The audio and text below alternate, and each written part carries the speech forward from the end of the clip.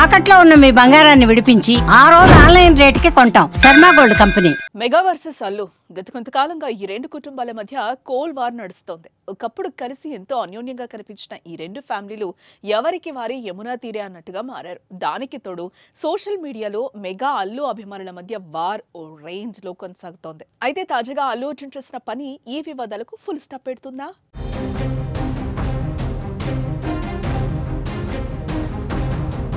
పవన్ కళ్యాణ్ చిన్న కుమారుడు మార్క్ శంకర్ సింగపూర్లోని తన పాఠశాలలో జరిగిన అగ్ని ప్రమాదంలో గాయపడిన సంగతి మనకు తెలిసిందే. ఈ ప్రమాదంలో మార్క్ శంకర్ చేతులు కాళ్లకు గాయాలు కావడంతో పాటు పొగ పీల్చడం వల్ల స్వల్ప అస్వస్థకు గురయ్యాడు. సింగపూర్లోని ఒక ఆసుపత్రిలో అతనికి చికిత్స అందించారు. కుమారుడికి ప్రమాదం జరిగిందని తెలియగానే పవన్ కళ్యాణ్తో పాటు చిరంజీవి దంపతులు సింగపూర్ బయలుదేరి వెళ్లి మార్క్ ను చూశారు. అనంతరం కోలుకున్న మార్క్ శంకర్ ను ఇండియాకు తిరిగి తీసుకొచ్చారు. దీంతో అల్లు అర్జున్ తన భార్యతో కలిసి వెళ్లి మరీ మార్క్ శంకర్ ను పరామర్శించారు. చిన్నారి ఆరోగ్యంపై ఆరా తీశారు. ఆసక్తికర పరిణామంతో ఇరు కుటుంబాలకు చెందిన అభిమానులు ఆనందం వ్యక్తం చేస్తున్నారు.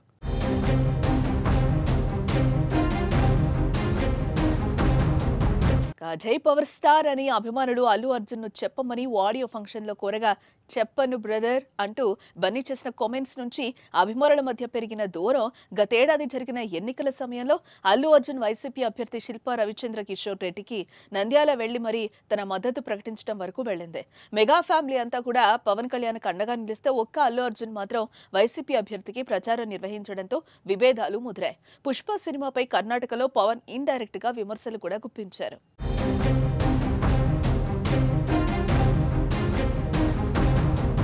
పుష్ప 2 సినిమా ఇండస్ట్రీ హిట్ కొట్టినప్పటికీ మెగా హీరోలు ఎవరు స్పందించకపోవడం, అల్లు అర్జున్ అరెస్ట్ ఎపిసోడ్ లో కూడా చిరంజీవి నాగబాబు వంటి వారు స్పందించిన ఇతర మెగా హీరోలు పరామర్శ కాదు కదా, కనీసం సోషల్ మీడియాలో కూడా స్పందించకపోవడంతో వారి మధ్య దూరాన్ని తెలియజేసింది. ఇక ఇన్స్టాలో అల్లు అర్జున్ ను రామ్ చరణ్, సాయి ధరమ్ తేజ్ బ్లాక్ చేయడం, పుట్టినరోజుల సందర్భంగా విషెస్ చెప్పుకోకపోవడంతో వీరి మధ్య విభేదాలు తారాస్థాయికి చేరుకున్నట్టయింది.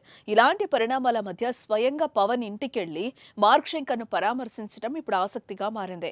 మరి ఇకనైనా వీరి మధ్య విభేదాలకు చెక్ పడనుందా? ఫ్యాన్స్ శాంతిస్తారా అన్నది చూడాలి.